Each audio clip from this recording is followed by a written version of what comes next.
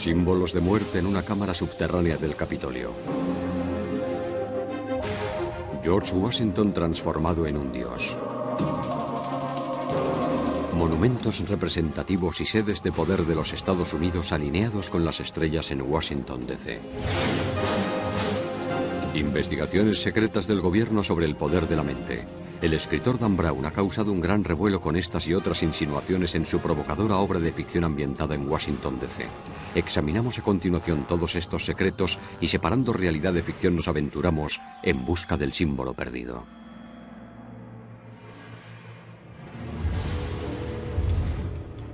Washington, D.C.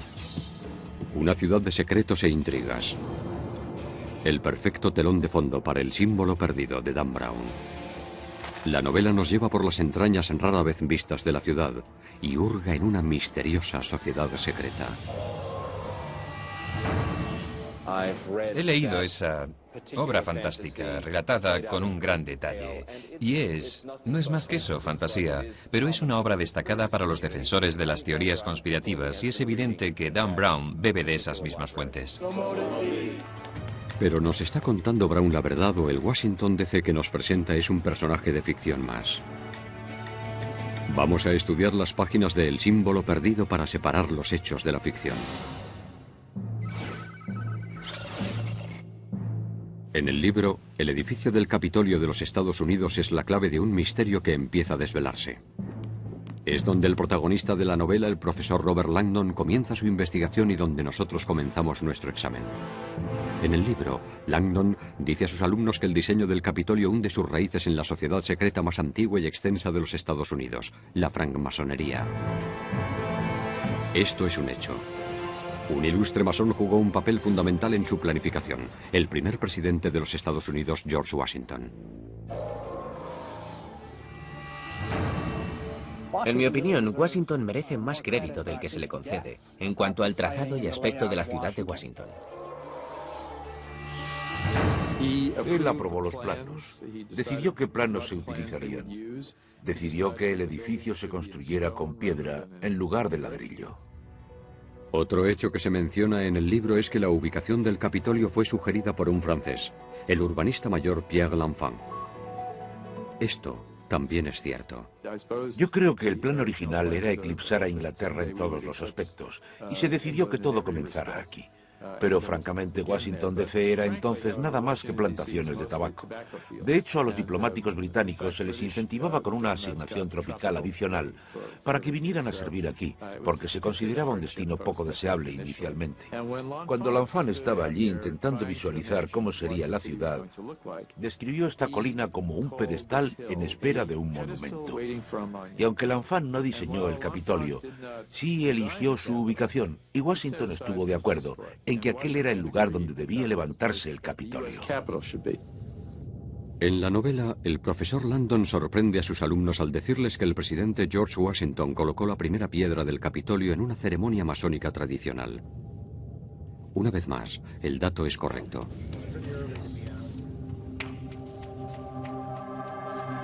La mañana del 18 de septiembre de 1793, el presidente Washington encabezó una procesión hacia el emplazamiento.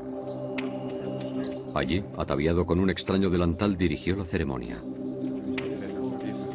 Se ofrendaron artículos tradicionalmente masónicos como trigo y frascos que contenían aceite y vino. De esta manera se puso la primera piedra del edificio del Capitolio. Lo que el libro no dice es que hoy esa primera piedra, la piedra angular, no está. Una placa conmemorativa es todo lo que queda. ¿Se estarán ocultando los orígenes masónicos del edificio? Durante esta última década aproximadamente, algunos trabajadores del Capitolio han bajado con detectores de metales al sótano para intentar encontrar esa placa de metal original que indicaría el lugar donde se colocó la primera piedra. Pero nunca se encontró y eso nos lleva a sospechar que durante las obras de 1960, cuando se reformó la fachada este del Capitolio, se destruyó esa primera piedra original sin que nadie se diera cuenta de que estaba allí. Así que quizás no hay ningún encubrimiento, pero ¿qué hay de los otros secretos a los que hace referencia Dan Brown en El símbolo perdido? ¿Hay un arquitecto del Capitolio que tiene acceso exclusivo a los niveles secretos y salas ocultas? Sí. Hay unas 500 habitaciones en el Capitolio y muy poca gente ha visto la mayoría de ellas. La única persona que tiene acceso a todas las habitaciones es el arquitecto del Capitolio, porque él es el encargado de conservar y proteger el edificio. En el libro, el arquitecto del Capitolio atraviesa una serie de pasadizos subterráneos ocultos. ¿Es eso posible? Dado que la imagen externa del Capitolio estaba tan fijada en la mente de la gente, no se podía hacer nada que cambiara el aspecto exterior del edificio. De manera que solo quedaba ampliar hacia abajo. Hay 4 pisos subterráneos, es decir, 4 pisos bajo el lugar donde George Washington puso la primera piedra. Hay oficinas del Senado y la Cámara de Representantes, y hay un enorme centro de visitantes. En la novela se describe también una serie de túneles que conectan el Capitolio con algunos edificios circundantes. ¿Existen realmente? ¿Y cuál es su finalidad? Hay un túnel que conecta el centro de visitantes con el edificio Jefferson, que es el edificio principal de la Biblioteca del Congreso, que está situado enfrente. ¿Pero hay otros túneles secretos? Los otros túneles que hay bajo el Capitolio son conductos de vapor, de agua y otras instalaciones. También hay pasajes para acceder de un edificio a otro, y después desde los 3 edificios de oficinas del Senado y uno de los edificios de oficinas de la Cámara de Representantes, hay una línea de metro que los conecta con el Capitolio. En el libro, el experto en simbología llega al Capitolio para dar una conferencia, pero en lugar de ello descubre una mano humana cercenada. Landon describe cómo esta mano adornada con una serie de tatuajes simbólicos se asemeja a la legendaria mano de los misterios, una especie de invitación o clave para comprender la antigua sabiduría. Tal símbolo existe. Se dice que sus orígenes se remontan a los tiempos bíblicos del rey Salomón, cuando se tendía la mano a los recién llegados que entraban en su templo de sabiduría. La leyenda también dice que la mano tenía el poder de resucitar a los muertos si se llegaban a descifrar sus tatuajes crípticos. ¿Pero tiene la mano algo que ver con los masones o es simplemente un recurso dramático utilizado por el malo de la novela? La mano de los misterios era algo extraño ahí. No veo la relación entre la mano de los misterios y el ritual masónico según yo lo conozco, según yo lo entiendo. Es, no sé, una licencia poética. En el libro, lo más desconcertante es a dónde apunta la mano. El mural de la cúpula del Capitolio. El artista italiano Constantino Brumidi pintó este fresco en el año 1865. Se lo conoce como la apoteosis de Washington. Representa a un George Washington divinizado rodeado de figuras de la mitología clásica, la diosa Victoria a su izquierda y la diosa Libertad a su derecha. Entre las 2 diosas hay 13 doncellas, cada una con una estrella sobre la cabeza que representan a las 13 colonias. Entre las diosas aparecen científicos de la época, incluido Benjamin Franklin, que recibe la sabiduría de los dioses. Un presidente de los Estados Unidos transformado en un dios. ¿Era esa la intención del autor de la pintura o el libro ofrece su propia interpretación? El mismo Dan Brown interpreta la pintura como un símbolo de la confianza en el potencial humano, pero le impone su propio significado para acomodarlo a sus fines literarios. Por eso se lo llama ficción. Pero la historia está repleta de ejemplos de líderes que se convierten en algo más que simples mortales a los ojos de la gente. Siempre ha existido la tendencia de convertir en dioses a nuestros héroes, de manera que eso no es nada nuevo. Hay muchos otros héroes en la historia que se transforman en dioses. Se intentó hacer un dios de Alejandro Magno y de otros personajes famosos. Quizá la pintura simplemente hace énfasis en la reputación semidivina que tenía Washington entre los estadounidenses de la época. No se puede decir lo mismo de los personajes que lo rodean. Está acompañado por 13 doncellas. Hay una historia curiosa detrás porque el artista, Brumidi, salió a buscar mujeres de la noche para que posaran para él, para pintar sus vírgenes. El profesor de la novela de Dan Brown obvia ese pequeño detalle. Sin embargo, el profesor Landon habla de otra obra de arte controvertida que se expone en la rotonda. Una escultura de George Washington medio desnudo como el dios griego Zeus. Es cierto. Eso implica que Washington jugaba un papel muy especial en la sociedad norteamericana. Cada vez que los otros fundadores estaban contra la pared y había que elegir al líder entre todos los líderes, ese era George Washington. Los estadounidenses lo sabían. Nunca ha habido un presidente tan querido por la mayoría de estadounidenses como George Washington. Un periodista escribió un artículo en el que decía que si George Washington se presentara para presidente, conseguiría todos los votos. Y no se refería a votos electorales, se refería a cada uno de los votos de cada uno de los norteamericanos. De manera que tal vez George Washington era casi divino entonces. Pero ¿por qué un dios griego? ¿Y por qué con el torso desnudo? El Congreso compró una estatua de Washington. Se sintieron un tanto avergonzados cuando la descubrieron y vieron que Washington solo llevaba una pequeña túnica que le cubría el regazo. Al público no le gustó. Uno de los primeros comentarios que se hicieron en cuanto se descubrió fue que parecía que acababa de salir del baño y estaba cogiendo una toalla. Cuando Nathaniel Hawthorne vio la estatua, dijo que ni la propia madre de Washington le vio nunca desnudo. En 1964 la estatua fue trasladada desde el Capitolio y se exhibe ahora en el Museo Smithsonian de Historia Americana. Pero en el Capitolio queda otro recordatorio del legado de Washington, tal como se sugiere en la novela. Hay una estrella incrustada en el suelo de la cripta del Capitolio. La intención era enterrar a George Washington en el Capitolio, debajo de esa estrella. Habría sido algo muy simbólico. La tumba de Washington, que nunca fue ocupada por Washington, se encuentra todavía bajo esa estrella que hay en el centro. Aunque el libro no lo refleja, la razón por la que Washington no fue enterrado en el Capitolio se remonta a la noche de su muerte. En diciembre de 1799, a la edad de 67 años, Washington agonizaba por una grave infección en la garganta. Poco antes de morir, debilitado por las sangrías, le pidió a Marta que le hiciera un último favor. Había escrito 2 testamentos. Le llevaron las 2 copias de los testamentos y dijo: «Quema este delante de mí». Nunca sabremos qué diferencia había entre uno y otro.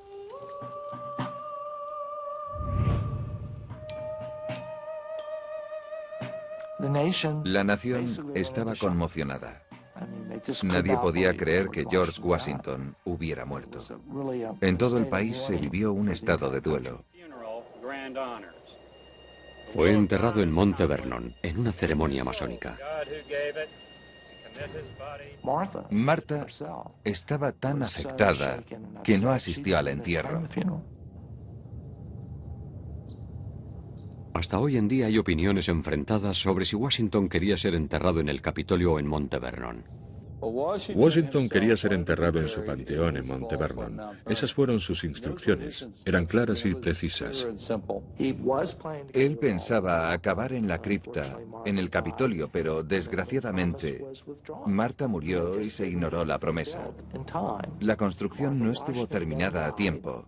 Martha Washington murió y los herederos de Washington decidieron que no, que iban a revocar la decisión de Marta. Su última voluntad sigue siendo un misterio. Puede que sus restos no reposen en el edificio del Capitolio, pero su influencia es todavía visible. La hermandad a la que pertenecía subsiste hoy en día. La francmasonería. Una sociedad secreta o una sociedad con secretos.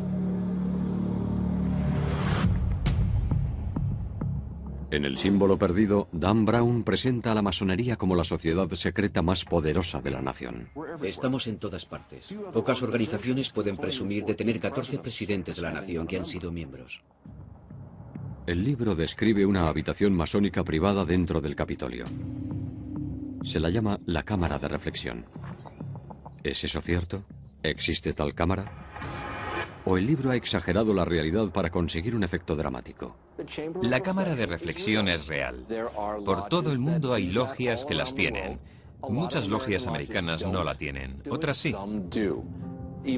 Pero las que sí lo hacen no lo hacen de la manera tan romántica que describe Dan Brown en la novela, aunque esa sea la ceremonia tradicional. En ella, los miembros meditan en soledad entre símbolos del tiempo y la muerte. Una calavera que les recuerda la mortalidad y la igualdad. sal que representa el cuerpo, mercurio el alma y azufre el espíritu. En algunas obediencias masónicas te hacen entrar en la cámara de reflexión y te piden que redactes tu testamento para hacerte reflexionar sobre tu propia mortalidad. Inquietante, tal vez para los no iniciados, pero los masones lo ven de manera muy diferente. No se trata de asustar al candidato. ¡Oh, una calavera! Se trata de reflexionar sobre la mortalidad. Tu tiempo en la Tierra terminará. Tu tiempo en la Tierra es corto. Mientras estés aquí, céntrate en lo que es realmente importante en tu vida. Según lo presenta Dan Brown en su libro, un masón podría tener una cámara de reflexión en alguna parte de su oficina o incluso en su propia casa. Esto no es así. ¿Hay cámaras de reflexión ocultas en el subsótano del Capitolio como se describe en la novela? Hay una serie de niveles desde el ático hasta los subsótanos. Lo que están ustedes viendo son imágenes de archivos reales del subsótano del Capitolio tal como se describe en la novela. Esto ya no existe. Todo esto desapareció cuando se construyó el centro de visitantes del Capitolio, que se abrió en el año 2008. ¿Utilizaba alguien esas habitaciones para sus fines personales, ya sea masónicos o de otra índole? Hay habitaciones en el subsótano del Capitolio, pero que yo sepa no son utilizadas por masones. De manera que la cámara de reflexión es algo real, pero que Brown ubique una de ellas dentro del Capitolio es ficción. En el libro, un estudiante define la masonería como una religión, pero el profesor Landon discrepa. Argumenta que nunca trataron de convertir a nadie y de hecho tienen prohibido discutir sobre religión.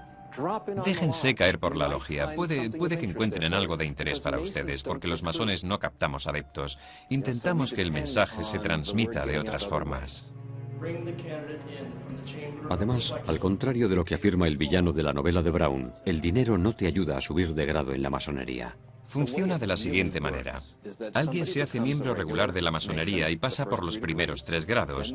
Luego va pasando sucesivamente por los otros grados del rito escocés, desde el grado 4 al grado 32. Pero no se puede entrar en el grado 33 pagando, especialmente del modo rápido que se cuenta en el libro. A Dan Brown debería darle vergüenza decir eso. En el símbolo perdido, Dan Brown describe varios ritos masónicos. Si bien algunos de sus elementos están basados en hechos, las ceremonias reales se mantienen en secreto. No voy a hablar de los métodos de reconocimiento entre masones. No voy a dar detalles del ritual. Y no porque haya nada malo en ellos, sino porque no tenemos por costumbre comentar los detalles del ritual. Es preferible hacerlo a puerta cerrada, de manera confidencial y en privado. Esta recreación se montó con la ayuda de otro maestro masón para comprender mejor sus métodos que se perciben como algo demencial. El candidato entra en la logia sin saber realmente en qué va a consistir la experiencia. Al comienzo de la ceremonia, ni siquiera ve el local porque, conforme al ritual, se le vendan los ojos. El candidato es guiado alrededor de la estancia siguiendo un patrón determinado. La francmasonería se construye alrededor de una iniciación ritual. Iniciación que, a su vez, se construye alrededor de la utilización de símbolos. El ritual es una reafirmación de los orígenes masónicos. El significado de los ritos masónicos está claro. Hay que comprender que el ritual masónico procede de verdaderos albañiles. Albañiles que ponían ladrillos. Albañiles que eran los arquitectos de su época. Ese es el propósito fundamental del ritual. Mantenernos conectados con el pasado y conectados con nuestras creencias. Secretos y símbolos de muerte, tétrico o simplemente mal interpretado. En el libro, el villano de Brown bebe vino en un cráneo. ¿Hacen eso los masones? Los candidatos beben de un cráneo. Digamos que se hace. Bien, y digo yo, ¿y qué? La ceremonia descrita en el símbolo perdido es un rito de una organización de renegados del rito escocés del siglo XIX. Es el rito Sarno. Resulta que ese rito que se emplea desde hace ya unos 2 siglos se ha hecho público. y en él se apoya Dan Brown. No es el ritual que emplea hoy el rito escocés en la jurisdicción sur.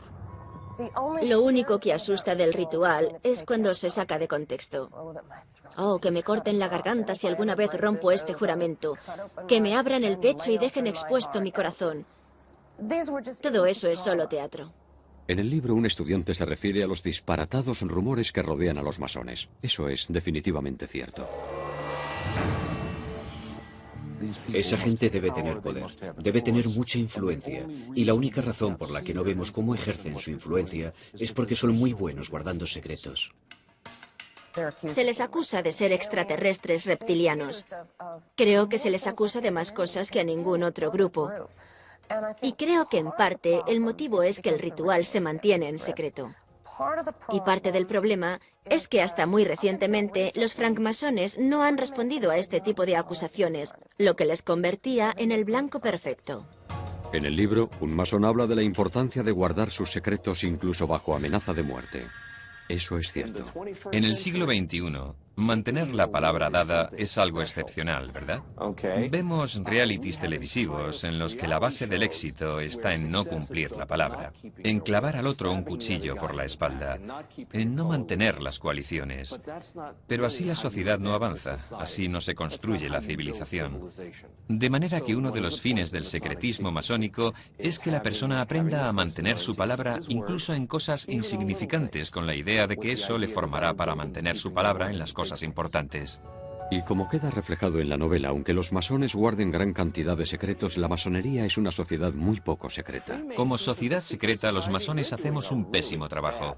Publicamos los horarios de nuestras reuniones en las puertas de los edificios con grandes letreros que dicen: los francmasones se reúnen hoy aquí. Muchos de nosotros llevamos anillos, insignias y muchas otras cosas que nos identifican como masones. Si somos una sociedad secreta, lo estamos haciendo francamente mal.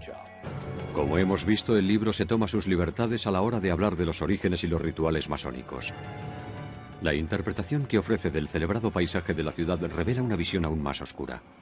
¿Washington DC planificada con relación a las estrellas? Símbolos paganos ocultos en las calles de la ciudad. Vamos a revelar la verdad que hay detrás de la ficción. El símbolo perdido de Dan Brown se centra en los barrios y lugares más emblemáticos de Washington DC. Desde el jardín botánico frente al Capitolio, donde un personaje destacado de la novela es llevado contra su voluntad, a los sistemas de cintas transportadoras de la Biblioteca del Congreso y las mansiones históricas de Kalorama Heights, donde el malo de la novela se desenvuelve. Tal vez Brown ambientó su thriller aquí para aprovecharse del carácter críptico excepcional de la ciudad.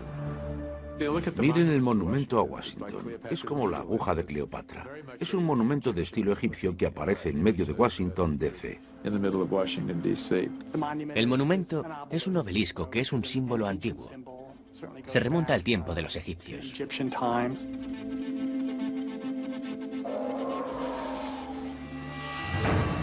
Básicamente es un símbolo fálico gigante que también, como he dicho, tiene relación con el sol, con lo masculino. En el libro se afirma que el monumento a Washington tiene un remate de aluminio con la inscripción Laus Deo, Dios sea alabado en latín. Eso es cierto, pero nadie puede verlo. El extremo era este pequeño pedazo de aluminio.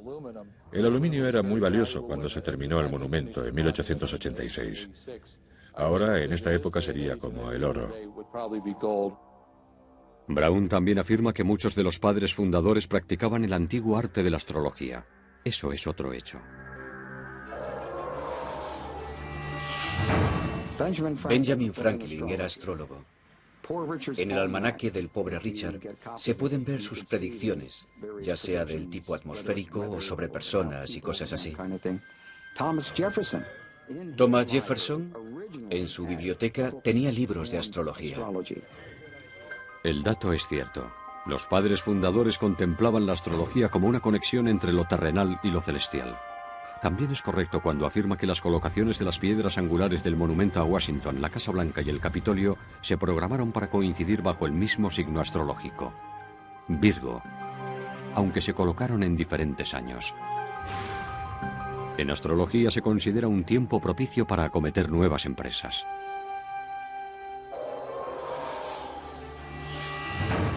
La gente pregunta qué tiene que ver Virgo con Washington DC. Es una constelación.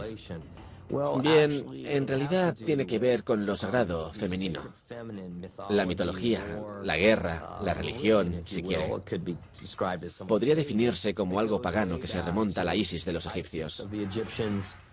Las diosas persas de la feminidad, la sexualidad, la maternidad.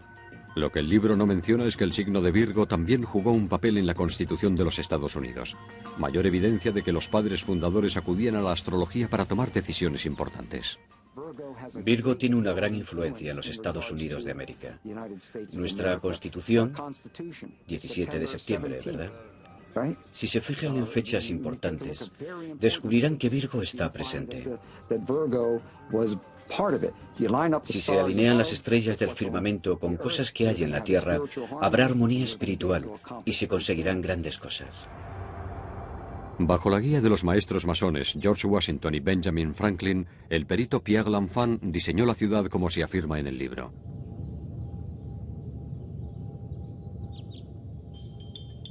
En el libro, Brown describe a los padres fundadores creando Washington como una realización de la Ilustración, una nueva Atlántida, donde la razón, la ciencia y la libertad triunfarían sobre la ignorancia y la oscuridad.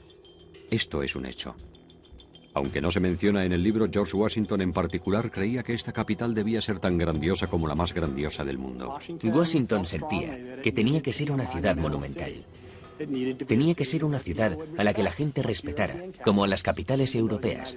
Y aunque los Estados Unidos eran una nación joven y pujante, él miraba hacia adelante, hacia el futuro.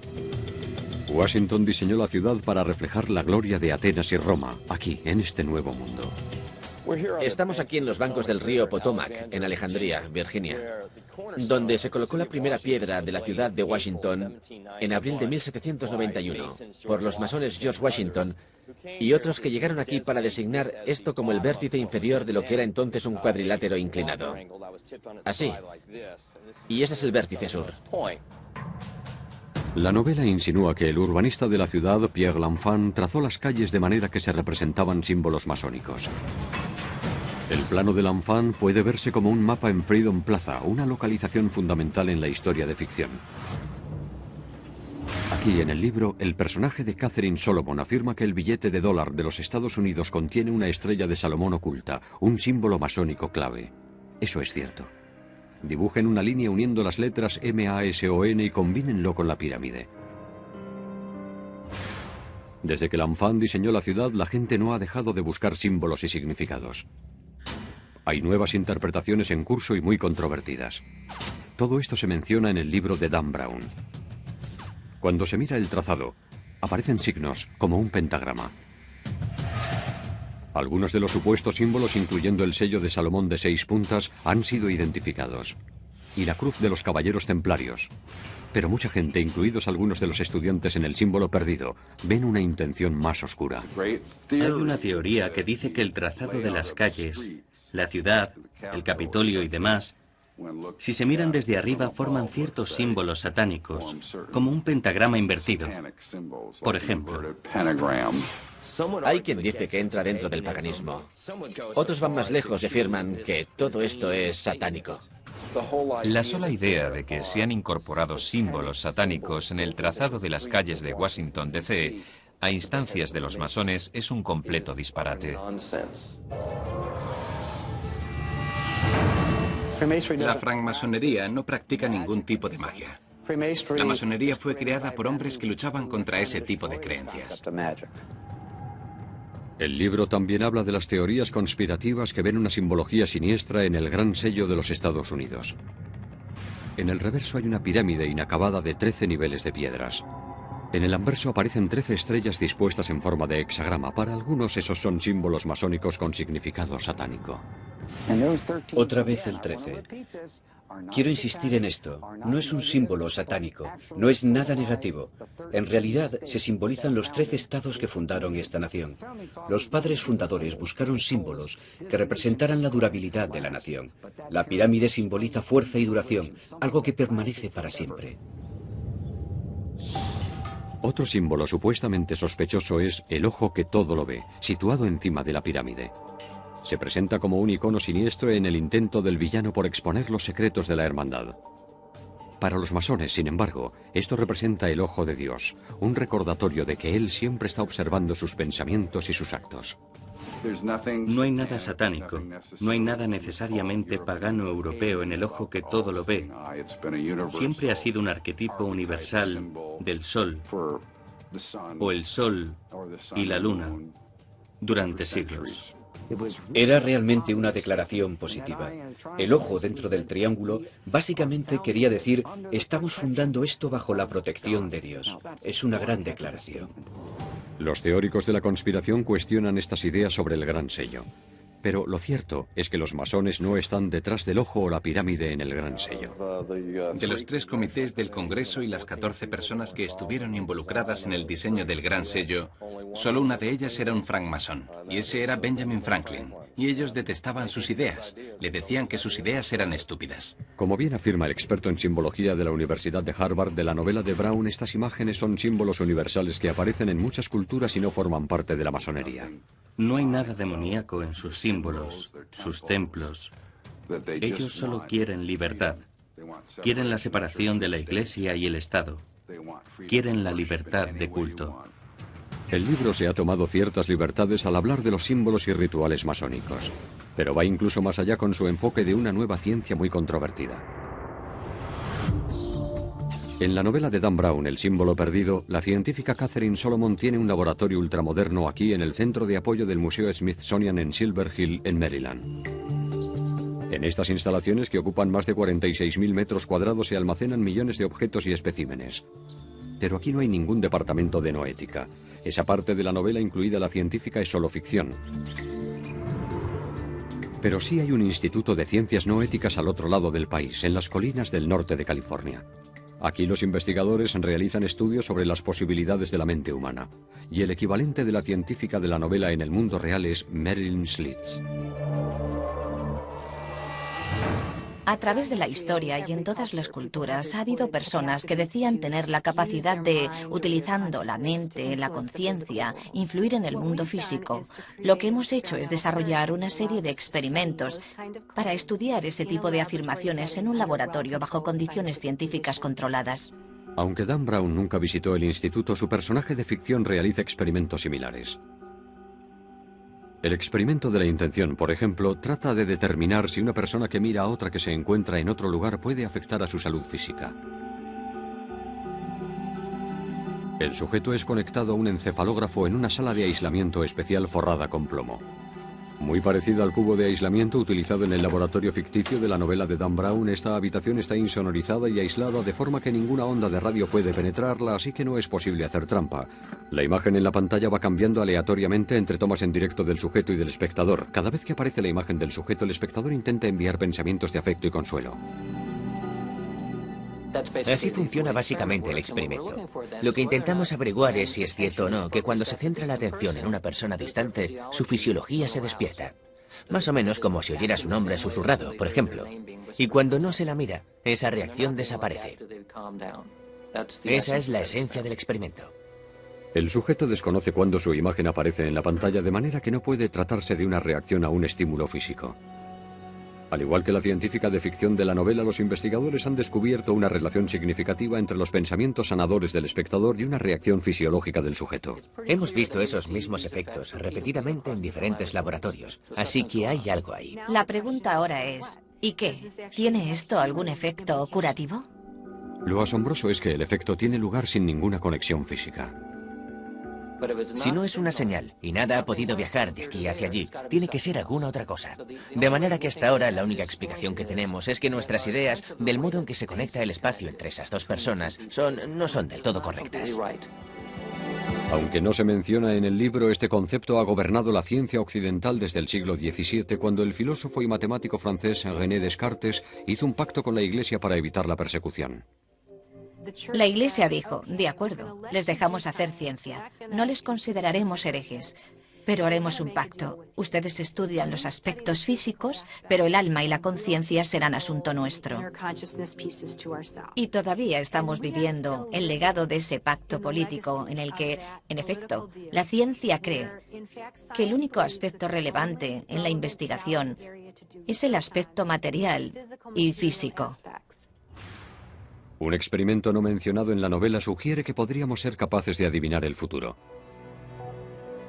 El sujeto es conectado a un encefalógrafo y se le colocan unas gafas especiales de LED y unos auriculares. De un modo aleatorio, los LEDs emiten destellos y por los auriculares se transmiten señales de sonido, lo que provoca una reacción fisiológica en el sujeto. Verán un flash u oirán un sonido aleatoriamente. No saben cuándo, yo no sé cuándo. Lo elige un ordenador al azar. Según el Dr. Radin, el experimento ha demostrado que el cerebro reacciona antes de que se produzcan los destellos o el sonido. Es como si el organismo viera el futuro unas fracciones de segundo antes. Yo prefiero el término presentimiento, con el significado de sentir antes, como oposición a precognición, conocer antes. En la novela, Brown argumenta que si bien esto puede parecernos imposible, muchos de los avances científicos de hoy en día también eran inimaginables para nuestros padres fundadores. Hasta muy recientemente, en términos de ciencia, pueden ser unos 100 años. Eso era un disparate. Era un principio inamovible. No hay acción-reacción a distancia. La única forma en que dos objetos podían interactuar era estando de alguna manera próximos entre sí. La mecánica cuántica vino a desbaratar eso, como lo hizo la relatividad. En el mundo del símbolo perdido, cuanto más sabemos, más queremos ocultar.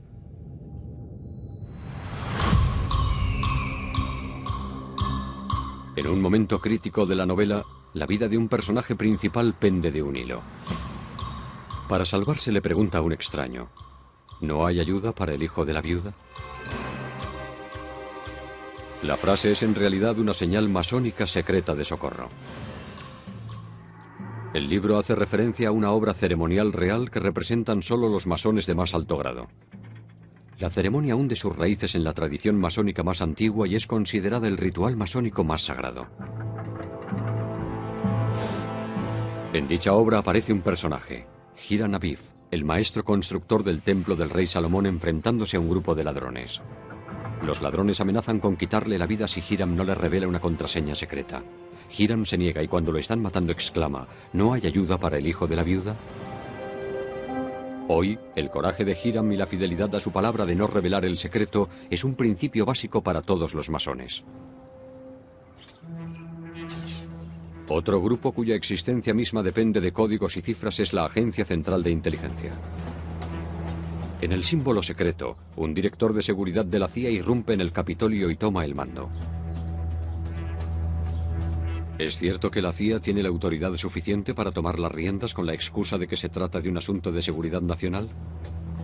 Tradicionalmente, el FBI es el que se ocupa de los asuntos que se refieren a la seguridad nacional. El director de seguridad de la CIA no tiene esa autoridad. No tiene mayor autoridad que usted y que yo para detener a un ciudadano. Peter Ernst ha pasado 35 años de su vida en la CIA realizando operaciones encubiertas por todo el mundo. Lo que sí encuentra cierto en el libro de Dan Brown es el uso que hace el personaje de los mensajes codificados. Los códigos y los mensajes cifrados eran muy importantes en la CIA. Toda la información por cable que entraba y salía de la central a los agentes de campo y viceversa estaba codificada. Cuando reclutábamos agentes y los poníamos a trabajar y no podíamos reunirnos personalmente con ellos, utilizábamos lo que se llama comunicación impersonal. Se escribía todo, se codificaba y se enviaba a la gente. Los agentes y los oficiales de inteligencia de la vida real también se comunican utilizando teléfonos seguros. Son teléfonos en los que la conversación queda encriptada. Y naturalmente es una encriptación automatizada. No tienes que sentarte tú a escribir una conversación en código. Otro misterio que aparece en la novela de Dan Brown es Cryptos. El libro afirma que esta escultura está en terreno de la CIA y que un ejército de desencriptadores no ha conseguido descifrarla por completo. ¿Existe tal escultura y quién ha sido capaz de dejar perplejos a los espías más expertos? Cryptos, que en griego significa oculto, es obra del artista James Sanborn. En una curiosa entrevista para la televisión, Sanborn habla de su obra. Me pareció oportuno diseñar una obra de arte para una agencia secreta que se fuera desvelando lentamente y mantuviera un cierto nivel de interés. En 1991, Sanborn descubrió criptos ante una audiencia de espías escépticos. Lo que vieron fue una gran escultura representando un pergamino de cobre que en forma de S emergía de lo que parecía ser una impresora. En el pergamino había un texto encriptado complejo dividido en 4 secciones que constaba de 1800 caracteres. Estudié arqueología durante años y me sentí fascinado por los secretos que permanecían ocultos bajo tierra y que se desvelaban de una manera tan laboriosa. Y de alguna manera quería que Criptos fuera algo muy similar, una escultura que se revelara. Criptos es un acertijo dentro de un acertijo que será resuelto solo después de que los 4 pasajes encriptados se descodifiquen. Hasta ahora solo 3 de ellos se han resuelto correctamente. Daba por hecho que esos primeros segmentos se resolverían en cuestión de días, como máximo semanas. En realidad les llevó 9 años. Estaba en la agencia hablando con un contratista y me dijo: ¿sabes que cuando todo estuvo terminado, vinieron aquí con radares de neutrones que penetran en el terreno y un montón de artilugios radioactivos para inspeccionar la zona? Si la pista está en algo enterrado en el terreno, nadie lo sabe. Y Sanborn no abre la boca. El símbolo perdido describe una dirección y un puzzle al que se refiere como Franklin Square. Hay en efecto una plaza Franklin en Washington, D.C.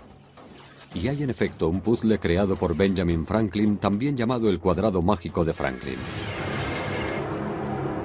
En este ancestro de los sudokus, las cifras en diagonal, horizontal y vertical suman lo mismo. Pero los códigos y cifrados tienen otras funciones, además de ser herramientas para el espionaje. Un apretón de manos particular identifica a un extraño como amigo. Cerraduras con combinación protegen objetos de valor de los ladrones.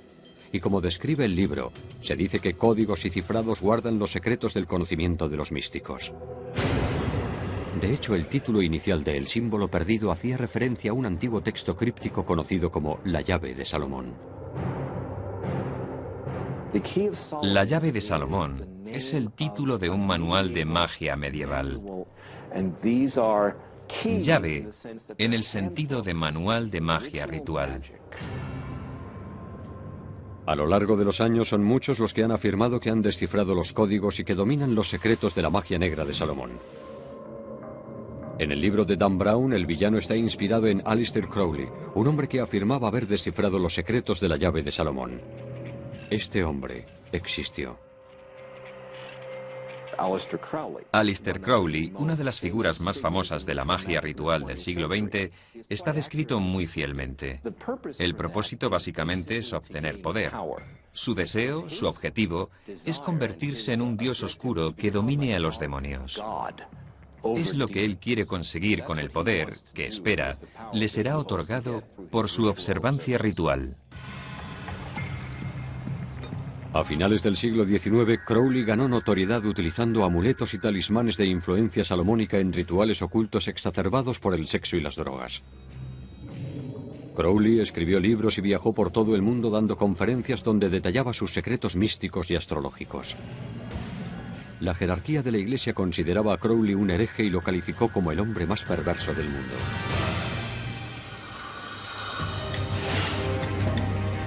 Los rituales de magia negra son solo uno de los pasajes oscuros en el símbolo perdido de Dan Brown.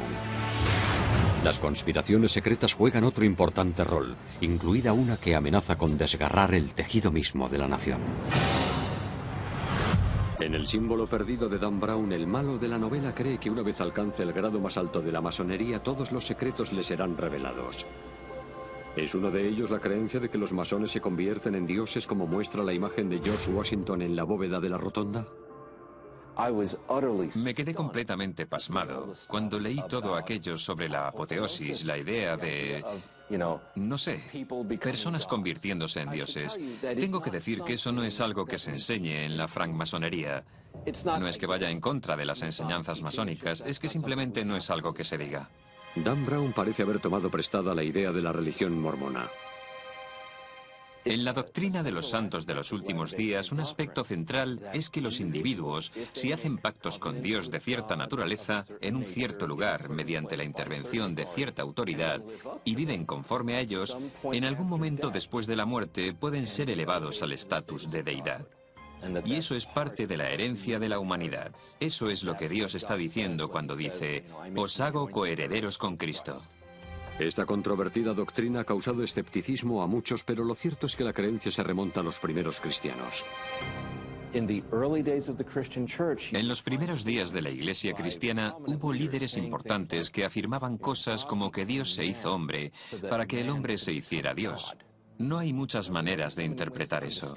La vieja, antiquísima doctrina de la apoteosis dice que todo es como un círculo. Por supuesto, Dan Brown da su propio giro interpretativo a esta cuestión. Otro tema central en el símbolo perdido es la creencia en una conspiración masónica. Varios de los alumnos de Dan Brown hablan de rumores que afirman que los masones están gobernando el mundo en secreto. Sus sospechas no sorprenden porque las teorías conspirativas son tan americanas como el pastel de manzana. Hay muchas teorías conspirativas porque los seres humanos son desconfiados por naturaleza. Algunas personas son más propensas a querer saber, querer explicar y querer resolver algo que para ellos no tiene sentido. La conspiración es uno de los modos de explicarlo todo. Las teorías conspirativas se han generalizado tanto que la gente ya no sabe qué creer. En este momento, el que cree que Oswald actuó solo es considerado el chiflado, no el conspiracionista. Se considera que los conspiracionistas son los que tienen la verdad. En el símbolo perdido, la teoría de la conspiración de Brown se centra en los masones. Los francmasones han sido el objetivo principal preferido de los conspiracionistas. No creo que haya un grupo que haya soportado más ataques. Si escribes en Google masones y empiezas a entrar en las páginas, verás que se les acusa de estar detrás del Holocausto, de ser una fuerza para la conspiración judía y una fuerza para la conspiración del dinero. Se dice que los masones y los judíos gobiernan los bancos y por tanto gobiernan el mundo. Los masones se convierten en grandes blancos en parte porque se niegan a responder a las acusaciones. Es fácil acusar a alguien de pertenecer a una sociedad secreta malvada cuando ese alguien no te va a decir cuál es la verdad. Los masones están por encima de eso y esto juega a favor de los acusadores. Creo que se trata de nuestra necesidad de saber. Si se nos oculta algo y a eso se añade nuestra inclinación a pensar mal antes que bien, es que vamos a buscar una explicación negativa a algo que no terminamos de entender. Si oyes algo negativo acerca de un masón, ¿para qué quieres más? La cosa se dispara y los masones son la encarnación del diablo. En el símbolo perdido, el profesor Langdon recuerda los años en los que escribía sobre las ricas tradiciones masónicas. Reconoce que han sido acusados de adorar al diablo y conspirar para instaurar un gobierno mundial. Una búsqueda simple en Internet enseguida revela que eso es cierto. El presidente Bush, el presidente Clinton eran miembros del Skulls and Bones, una sociedad secreta con raíces masónicas. Reagan fue nombrado masón de honor, al igual que Truman. Es algo que está relacionado con personas muy influyentes y así se perpetúa. Los partidarios de las teorías conspirativas ven en el ojo que todo lo ve que aparece en el billete de $1 un símbolo de este nuevo orden mundial. Decidió ponerlo ahí un masón, el presidente Franklin Roosevelt. Lo cierto es que el nuevo orden mundial no es nada nuevo. Como se cuenta en el libro, los padres fundadores crearon uno. La evidencia se encuentra aquí, en el gran sello. Debajo del ojo que todo lo ve y la pirámide aparecen las palabras Novus Ordo Seclorum. Significa nuevo orden de las eras. Y es muy importante porque el nuevo orden de las eras es la república, una forma de gobierno representativa y no la monarquía que era el viejo orden de las eras. Querían un nuevo orden mundial, una nueva Atlántida donde prevaleciera la libertad. Brown narra cómo este nuevo orden mundial representaba una amenaza para los líderes del clero que temían una pérdida de poder e influencia. Brown, en Ángeles y Demonios, hablaba de la lucha entre luz y oscuridad, y a lo que se refería con luz y oscuridad era la razón, la lógica y el esfuerzo científico como salvación de la humanidad, en contraposición a la superstición y a la espiritualidad.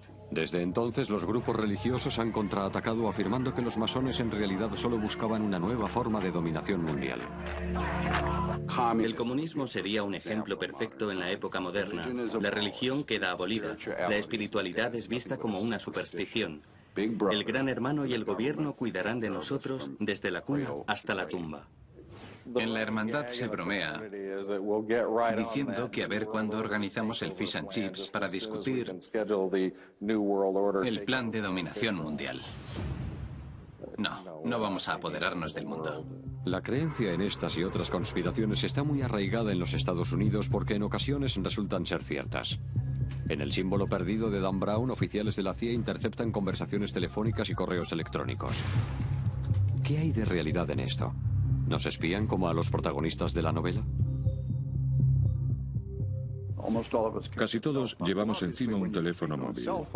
Obviamente, cuando hablas por un teléfono móvil, lo que dices sale al aire, y estando ahí cualquiera puede interceptarlo y escucharlo, e intentar entenderlo. Aunque hables en otro idioma, aunque utilices palabras en código para ocultar cosas, alguien puede analizarlo y alguien puede encontrarle sentido a lo que estás diciendo. Y eso es así para cualquier tipo de comunicación. Una vez que sale al aire, puede ser capturado por alguien y hay una probabilidad de que lo entienda. Los oficiales de la CIA en la novela de Brown podrían estar utilizando una red de espionaje a nivel mundial llamada Escalón. Durante los últimos 30 años se ha venido utilizando para espiar a naciones extranjeras, grupos terroristas y cárteles de droga. En el proceso, los ordenadores de Escalón capturan prácticamente todas las conversaciones electrónicas que se producen en el mundo. Se dice que Escalón intercepta especialmente comunicaciones vía satélite, comunicaciones que se envían vía satélite. Por tanto, ya sean conversaciones gubernamentales o de empresas, encriptadas o no encriptadas, la acusación es que los Estados Unidos, la NSA, Agencia de Seguridad Nacional, está escuchando todo tipo de conversaciones. Durante años el sistema Escalón ha sido acusado de centrarse en algo más que los malos. Durante la guerra de Vietnam, el sistema Escalón supuestamente habría espiado las protestas pacifistas. En los 90, varios gobiernos europeos denunciaron que Escalón estaba siendo utilizado para el espionaje económico. Es una acusación que la CIA desmiente. Yo le digo que durante mis años en inteligencia nunca se dirigieron a nosotros y tampoco lo habríamos aceptado para obtener información de una compañía o una empresa privada para entregársela a otra. Las conspiraciones surgen del secretismo y la desconfianza, y nadie ha estado en el centro de más polémicas conspirativas que los masones. En el símbolo perdido, Dan Brown retrata a los masones como algunos de los hombres más poderosos de la nación. ¿Es eso cierto? Es un hecho que 14 expresidentes de los Estados Unidos eran masones reconocidos, cerca de un tercio del total. Además, al menos 35 magistrados de la Corte Suprema, así como incontables congresistas, se han comprometido a mantenerse fieles a los juramentos masónicos. Miembros masones recientes son el senador Trent Lott de Mississippi y los congresistas Eric Cantor de Virginia y Joe Wilson de Carolina del Sur.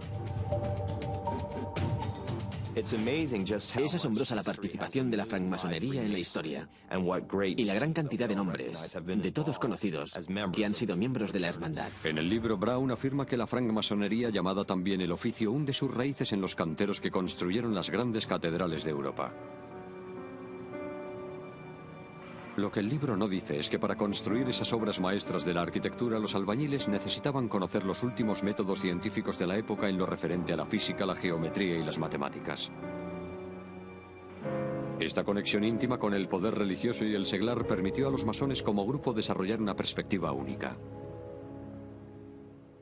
A la francmasonería no le interesa el dogma porque no es una organización religiosa. No tiene un credo de fe concreto. Es el medio por el que personas con diferentes dogmas y credos se reúnen como seres humanos, como hermanos. El grupo adoptó como símbolos las herramientas y la terminología de su oficio. Su símbolo universal incluye una escuadra y un compás. Los miembros son catalogados como aprendices o maestros masones.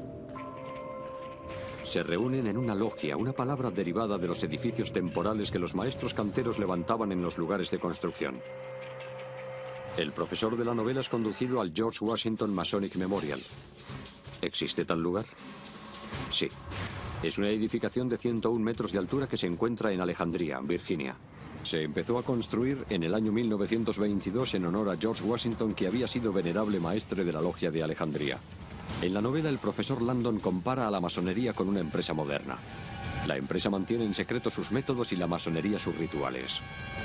La masonería no es una sociedad secreta, es una sociedad con secretos. Si todo el mundo conociera los apretones de manos secretos o las palabras secretas, todo el mundo se aprovecharía de la hermandad. Eso ha preocupado a la hermandad durante más de 200 años. En el símbolo perdido, Brown habla de la masonería como algo muy popular entre la mayoría de los padres fundadores. Esto es correcto. Sus antepasados procedían de Europa, donde las guerras de religión habían desgarrado la sociedad. Estaban decididos a no cometer el mismo error en esta nueva nación. Para muchos de los padres fundadores, la masonería era una parte importante de sus vidas. Era como una extensión de las ideas de la Ilustración. Era la edad de la razón. Se trataba esencialmente de intentar que la sociedad abandonara los viejos métodos y emprendiera el que ellos creían que era el mejor camino hacia el futuro. Hoy consideramos la libertad de expresión una piedra angular de nuestra Constitución, pero en el siglo XVIII hablar de ciertas cosas podía costarte la vida. Esto obligó a los masones a reunirse en secreto en tabernas y sótanos. Los francmasones hablan de democracia, libertad, autodeterminación, libertad de expresión. Eso era percibido como una amenaza por la aristocracia, por reyes, por emperadores, por una iglesia que tenía poder. El libro habla del deseo de nuestros antepasados de establecer una nueva nación bajo los principios de los avances de la ciencia, no de los dogmas religiosos. Eso también es cierto, pero ¿eran la mayoría de esos hombres deístas como se afirma en la novela?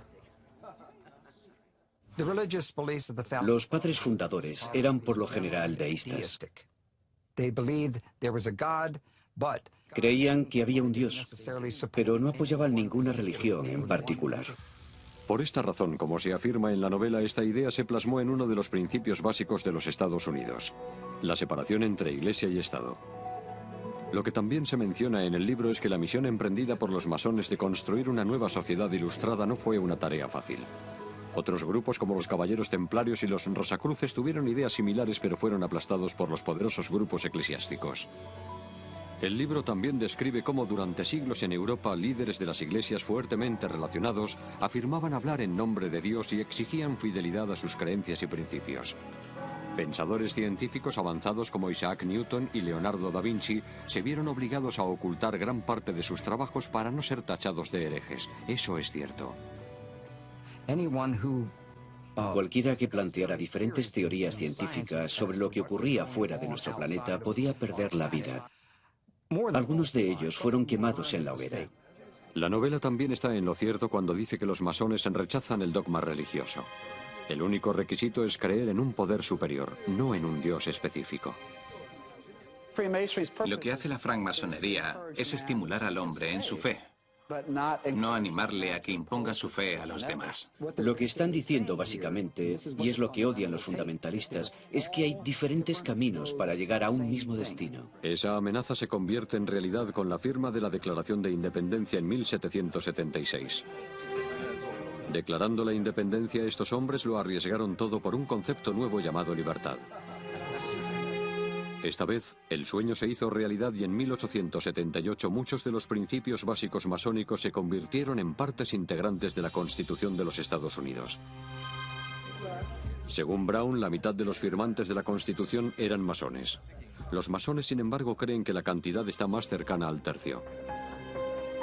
El símbolo perdido habla del papel de los masones en la fundación de la idea del sueño americano. Pero lo que no dice es que esta influencia masónica ha tenido un profundo efecto más allá de la política. El directivo del béisbol, Branch Rickey, contrató al primer jugador afroamericano de las ligas mayores del béisbol, Jackie Robinson. El icono literario Mark Twain nos presentó a Tom Sawyer y Huckleberry Finn, y John Glenn se convirtió en el primer americano en orbitar la Tierra. Desgraciadamente, los masones también han tenido su ración de ovejas negras.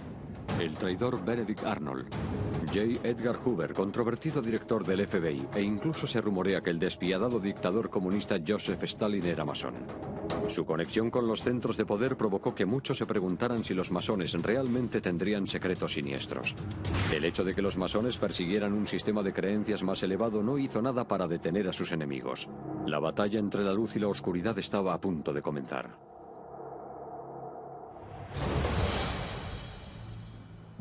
El objetivo del villano de El símbolo perdido son los masones, lo que incluye a algunos de los hombres más poderosos de la nación. ¿Es posible acabar con una sociedad tan secreta?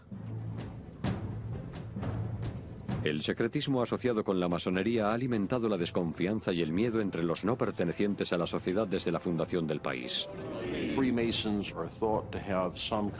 Se cree que los francmasones tienen cierto tipo de influencia sobre sus miembros que trasciende la obligación del miembro para con su familia o el Estado. De manera que los masones son ese grupo oscuro subversivo que está haciendo algo malo. Pero no siempre fue así. Después de la Revolución Americana se dispararon las inscripciones en la masonería. El hecho de que Washington la convirtiera en una parte tan importante de su vida y que hiciera cosas como poner la primera piedra del Capitolio como francmasón atrajo la atención de la gente a la francmasonería, que se convirtió en algo muy popular. Su popularidad, sin embargo, representaba una amenaza para los líderes religiosos recelosos de las creencias deísticas masónicas. En el libro, Dan Brown escribe sobre cómo la gente desarrolló una percepción deformada de la masonería. Eso es cierto. Durante años, una batería de acusaciones avivó los temores de muchos no masones que se preguntaban qué ocurría realmente dentro de los templos masónicos. El villano de la novela actúa movido por esa desconfianza.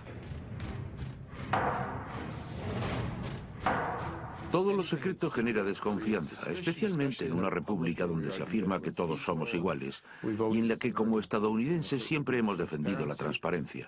Por eso la masonería ha despertado tantas suspicacias. Lo que el libro no explica es que esas desconfianzas estallaron en 1826 con la desaparición de un masón descontento muy conocido llamado William Morgan. Este es uno de los puntos en los que Dan Brown utiliza un dato histórico como inspiración para trasladarlo al mundo actual. Cuando Morgan anunció que estaba escribiendo un libro donde exponía los secretos de los masones, supuestamente varios masones organizaron su secuestro. Desapareció. Supuestamente lo asesinaron, es muy probable. Nadie volvió a saber nada de él. Finalmente, 3 masones fueron sentenciados, pero recibieron condenas mínimas. Se produjo algo parecido a un pánico nacional contra la masonería. Se quemaron logias. Los masones fueron ridiculizados. Algunos incluso recibieron palizas en la calle. La membresía cayó en picado en algunos lugares hasta perder a todos sus miembros. En los años 1830 se creó el partido antimasónico que presentó como candidato a un ex fiscal general de los Estados Unidos, William Wirt. Wirt se enfrentó al masón Andrew Jackson y perdió.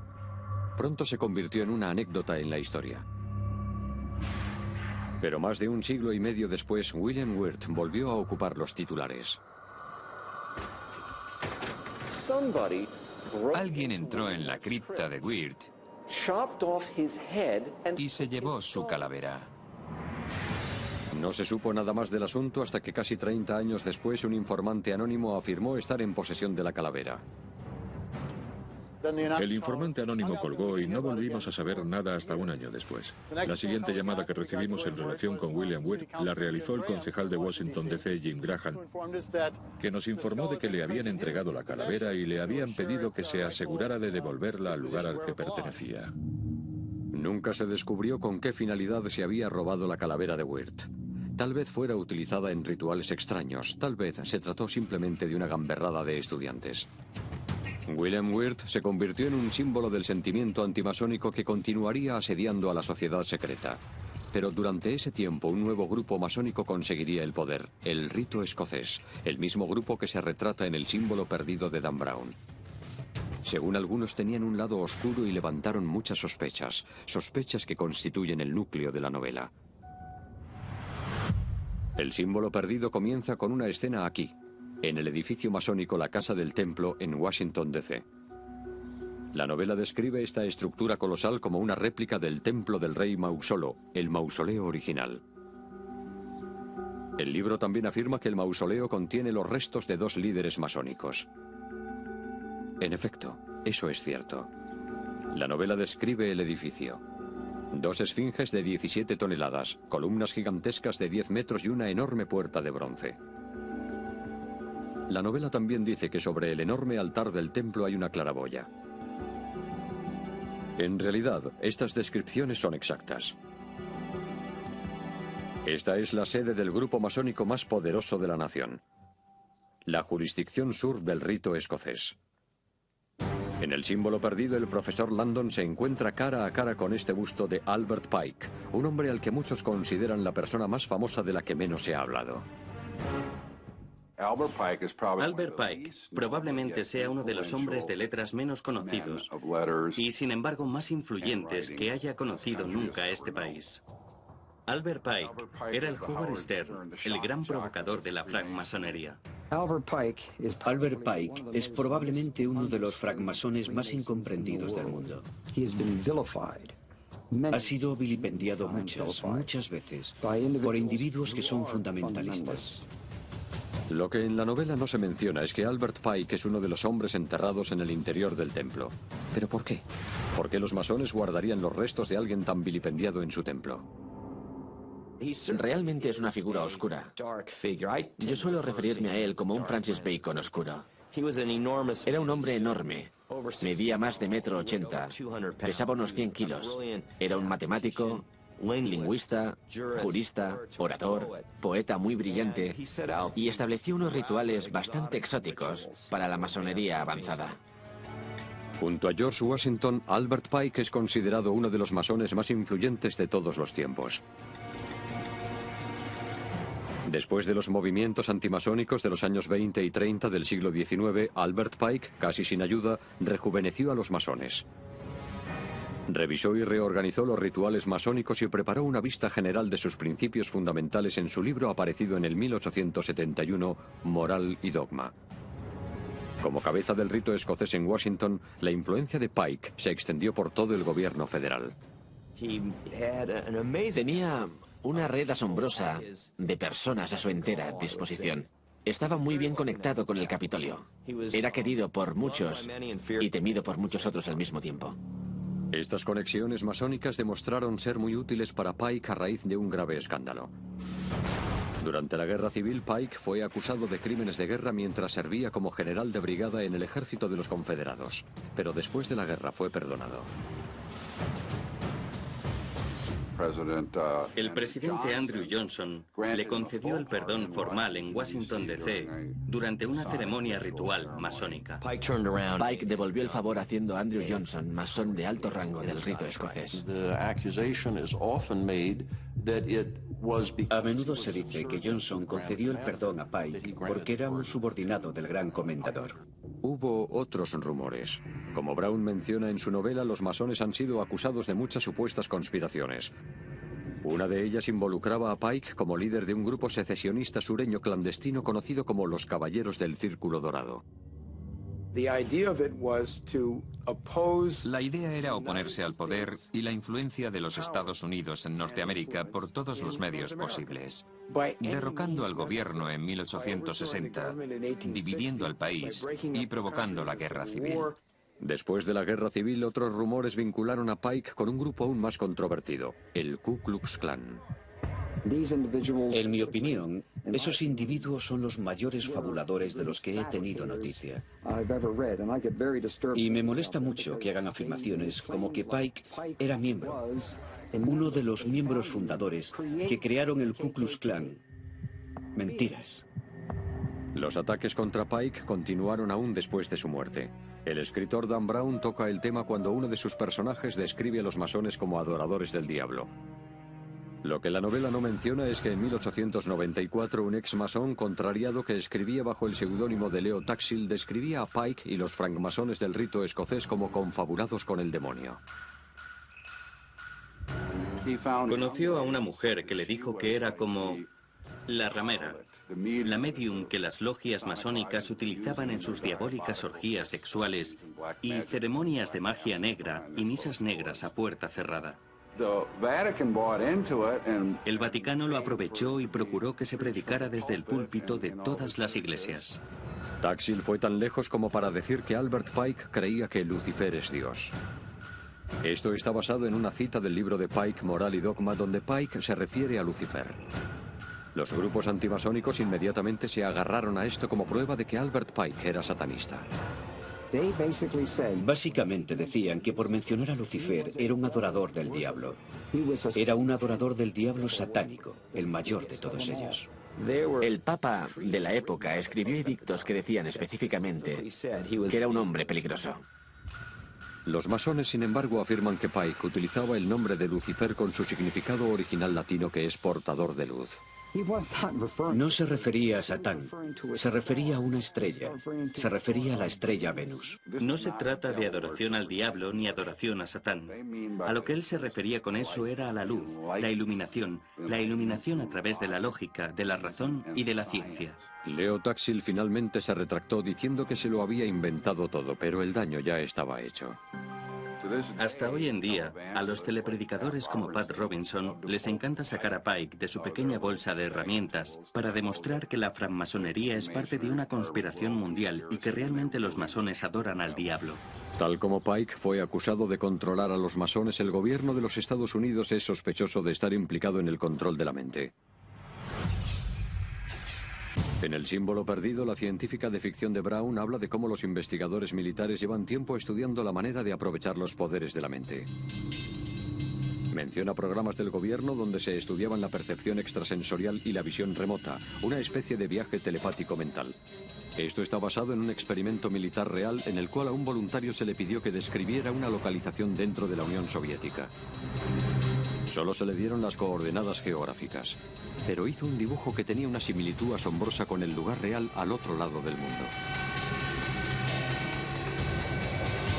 Todo esto formaba parte de una operación militar secreta para utilizar videntes para espiar a los soviéticos. Este tipo de investigaciones se siguen llevando a cabo y juegan un papel destacado en El símbolo perdido. Uno de los personajes principales de la novela es una científica que hace investigaciones en el campo de la noética. Como se describe en la novela, la noética está relacionada con experiencias que muchos de nosotros tenemos a diario. Esa sensación incómoda que tenemos de que algo no marcha bien, lo que nosotros llamamos presentimiento. Esa conexión psíquica que las madres parecen tener con sus hijos. El poder de la oración que parece ayudar a alguien a sanar. Todo esto entra en el campo de la ciencia noética, y la verdad sobre la ciencia noética es tan extraña como cualquier ficción que aparezca en El símbolo perdido. El estudio científico intensivo de los llamados fenómenos psíquicos comenzó en los años 30 cuando el parapsicólogo norteamericano J.B. Rhine empezó a realizar experimentos de percepción extrasensorial en laboratorio. Rhine hacía que los participantes en el experimento intentaran predecir cuál de entre 5 cartas se sacaría de un mazo barajado. Cada mazo tenía 25 cartas, de manera que un porcentaje de aciertos mayor que 1 de cada 5 podía ser un indicio de una capacidad de percepción extrasensorial. Rhine informó de algunos resultados significativos, pero los psicólogos tradicionales y los científicos desestimaron su trabajo por considerar sus métodos imperfectos. Rhine y otros parapsicólogos continuaron trabajando en una relativa oscuridad hasta la época de la Guerra Fría. En 1971, 2 escritores británicos revelaron que científicos de la Unión Soviética habían estado investigando el uso de la percepción extrasensorial como arma. Como menciona uno de los personajes de Brown. Los que están en el poder siempre buscan más poder. Un campo en el que estaban particularmente interesados era la visión remota, la capacidad de ver un objeto distante u oculto utilizando la percepción extrasensorial. Los soviéticos también estudiaban la intención, la capacidad de afectar a una persona para bien o para mal, simplemente mirando una fotografía de la persona en cuestión. Una vez tuvieron noticias de lo que estaban haciendo los soviéticos, el gobierno de los Estados Unidos se apresuró a implementar su propio programa. Aquello inició una especie de guerra fría psíquica, en la que a un nivel la gente hablaba de misiles y silos de misiles, y a otro nivel había un equipo de psíquicos a los que se les pedía que utilizaran sus potenciales capacidades para obtener información fidedigna sobre el enemigo.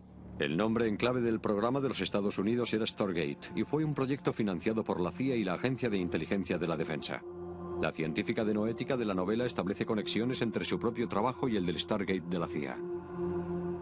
Ambos, los soviéticos y los estadounidenses, estaban muy interesados en la noción de la mente sobre la materia, la idea de que la conciencia puede de alguna manera influir en la materia. El programa duró más de 20 años. En su apogeo, el proyecto Stargate tuvo hasta 14 laboratorios investigando simultáneamente la visión remota y obtuvo algunos resultados que parecían indicar que la visión remota no era un mito. Sabemos que hubo casos en los que estos videntes remotos fueron capaces de hacer dibujos muy aproximados a la realidad de instalaciones militares secretas del otro lado del planeta.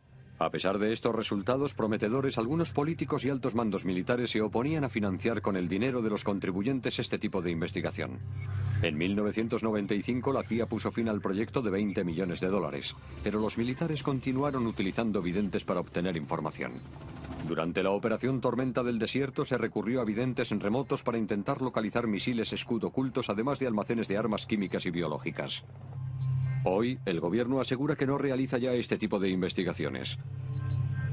Pero el estudio de los fenómenos psíquicos continúa en centros de investigación como el Instituto de Ciencias No Éticas. El instituto fue idea del astronauta y masón Edgar Mitchell, que viajó a la Luna con el Apolo 14 en 1971. Estando en el espacio, Mitchell realizó algunos experimentos extraoficiales de percepción extrasensorial con algunos de sus amigos en la Tierra. A su regreso a casa, tuvo una experiencia que le cambiaría la vida. Edgar básicamente tuvo una revelación durante su regreso de la Luna. Miró al planeta Tierra y, reconociendo que el conflicto era una construcción de nuestra conciencia y nuestra visión del mundo, experimentó un profundo sentimiento de unidad, como si las moléculas de su cuerpo le conectaran con el sistema solar, como si todos fuéramos parte de una especie de todo enmarañado. Esta experiencia inspiró a Mitchell para crear el Instituto de Ciencias No Éticas dedicado al estudio de la mente humana y su potencial. En el símbolo perdido, la investigadora de noética intenta determinar el peso del alma con el fin de confirmar su realidad física. Esto está basado en experimentos de la vida real. En el inicio, cuando los científicos intentaban medir la conciencia o el alma, llevaban a cabo, en efecto, un experimento en el cual medían y pesaban un cuerpo antes y después de la muerte, con la idea de que de alguna manera estaban pesando el alma. Pesar el alma es algo que no se considera ya realizable, pero lo que la gente ha estado intentando hacer es desarrollar la idea de que la conciencia podría ser algo más que simplemente física. La científica de ficción de Brown cree que sus investigaciones demuestran que los fenómenos psíquicos como la telepatía, la clarividencia, la precognición y la mente sobre la materia son reales. Lo mismo creen los investigadores del Instituto de Ciencias No Éticas. Cuando se examinan todos los resultados de ese tipo de experimentos, se encuentran evidencias estadísticas muy fuertes de que no solo hay un efecto real, sino que ese efecto es repetible. Y esa es en realidad la clave en la ciencia, que sea repetible en laboratorios independientes. La investigadora de noética de Dan Brown afirma que el pensamiento en grupo, como la oración en grupo, los círculos de sanación, pueden tener un profundo efecto. En el mundo real, la ciencia noética ha estudiado el poder de la oración y la conciencia de grupo para provocar un cambio. A diferencia de lo que se plantea en el libro, en el mundo real los resultados no son concluyentes. Creo que en este punto son absolutamente necesarias mayores investigaciones, porque es algo ampliamente practicado. Descartarlo simplemente porque no encaja en nuestro modelo científico convencional es cometer una injusticia con una experiencia de calidad con la que la gente ha convivido durante milenios. De manera que la ciencia en el libro de Dan Brown está a años luz por delante de las ciencias no éticas en la realidad. ¿En qué más la realidad no coincide con la ficción? Como hemos visto, Dan Brown ambienta su novela de suspense en un mundo de hechos y de posibilidades. Las cámaras de reflexión existen, pero no en el subsótano del edificio del Capitolio. El gobierno financió la investigación sobre los poderes de la mente, pero no en el Instituto Smithsonian. La mano cercenada está basada en una leyenda real. Y es cierto que el Capitolio de los Estados Unidos tiene un fresco en el que aparece George Washington como una figura divinizada. También hemos visto que algunos aspectos de la descripción de Dan Brown de un Washington oculto se basan en gente, localizaciones y sucesos reales. La ciudad, en efecto, tiene referencias a civilizaciones antiguas. El templo del rito escocés existe. Tiene 2 esfinges de 17 toneladas en la fachada principal y está coronado por una pirámide inacabada. En el interior hay una enorme sala del templo con un tragaluz imitando al ojo que todo lo ve del billete de $1 y 2 cuerpos sepultados. La descripción que se hace en la novela de los símbolos secretos ocultos en el trazado de la ciudad ha fascinado a los simbologistas y teóricos de la conspiración de todo el mundo. La primera piedra del monumento a Washington en efecto contiene una Biblia, y las palabras latinas Laus Deo, que significan Dios sea alabado, están grabadas en el remate de aluminio del monumento. La afirmación que se hace en el libro de que los padres fundadores de los Estados Unidos creían en la astrología es cierta. La Casa Blanca, el Capitolio y el monumento a Washington están alineados con las estrellas y sus primeras piedras fueron colocadas bajo el mismo signo astrológico, Virgo. Y la Catedral Nacional contiene 10 piedras del monte Sinaí, una pequeña roca lunar y una gárgola con el rostro de Darth Vader. También sabemos que la masonería es una organización real y que su naturaleza secreta ha generado una gran controversia. Pero también es cierto que el libro oscurece muchos de sus símbolos y rituales. Un ejemplo de esto es el uso que se hace en la novela del Fénix bicéfalo. El símbolo masónico real es el águila bicéfala. Otro secreto masónico al que se alude pero no se describe en la novela es la cadena de la unión. Este ritual simboliza la unión de mente, espíritu y cuerpo a través del universo, la transformación del uno en el todos. Esta ceremonia utiliza el poder de la conciencia grupal para provocar un cambio. Cuando se tienen un número de personas centradas en un ritual específico, un ritual que han visto ejecutar quizás cientos de veces antes, uno esperaría, desde la perspectiva de la ciencia noética, ver algún tipo de cambio efectuado. Y ese es realmente el gran fondo religioso de esta novela, la idea de que la apoteosis es posible. ¿Por qué Dan Brown cautiva tanto a sus lectores con historias de códigos y claves? Tal vez sea porque a lo largo de la historia acontecimientos mundiales han cambiado a causa de mensajes secretos. Secretos que se mantuvieron y secretos que no. Una pista en la novela tiene que ver con un rompecabezas único creado por Benjamin Franklin, uno de los padres fundadores más innovadores y francmasón. Benjamin Franklin era un hombre único. Es un hombre que sin ayuda ninguna inventó importantes instituciones sociales, como las bibliotecas públicas y el servicio postal en las colonias. Que escribió convincentemente sobre filosofía política. Era editor y publicó documentos muy importantes, y también era científico en una época en la que la ciencia apenas empezaba a encontrar su lugar. Supongo que no debería sorprenderme que también se dedicara a las matemáticas recreativas, como en el caso del cuadrado de Franklin de orden 8. Crear un cuadrado mágico no es nada fácil, y sin embargo hizo una pequeña industria casera de ello. Pueden encontrar el cuadrado de Franklin de orden 8 en uno de sus almanaques, creo. Es decir, estamos hablando de un genio polifacético y un hombre de Estado. Aunque no se menciona en el libro, la carrera de George Washington estuvo a punto de ser arruinada por una conspiración secreta. Durante la guerra, el general americano Benedict Arnold estuvo a punto de provocar él solo la derrota colaborando con agentes británicos. Su plan fue descubierto solo cuando las fuerzas americanas capturaron a un oficial británico que portaba una nota codificada con una clave y tinta invisible. En el libro, Dan Brown escribe sobre la leyenda de la pirámide masónica y su papel en la protección de los misterios antiguos. Brown dice en El símbolo perdido que los masones son los últimos guardianes de los antiguos misterios. Y eso es parcialmente cierto. Las tradiciones de la francmasonería proceden de muchas diferentes fuentes. Entre esas fuentes se incluyen los influyentes escritos de grandes pensadores como Isaac Newton y Francis Bacon, así como libros sagrados como la Biblia, el Corán y el Bhagavad Gita. Esto es algo en lo que Dan Brown está históricamente bastante acertado. Hubo una serie de religiones misteriosas en Grecia, en Roma, en Egipto, Pero, ¿cuáles eran las creencias de esas religiones misteriosas? No pretendo hacer un chiste, pero es un misterio.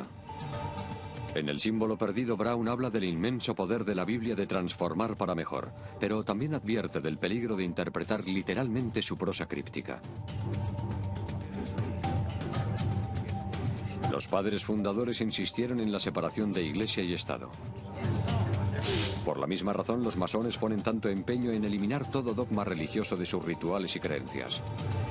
La novela cuenta que Thomas Jefferson llegó incluso a reeditar la Biblia para eliminar cualquier interpretación. Y eso es rigurosamente cierto. Le llevó 16 años. Lo que hizo fue coger la Biblia y sacar línea tras línea todo lo que dijo Jesús. Jefferson dijo, en esto quiero centrarme, en lo que dijo Jesús, no en todos esos intérpretes.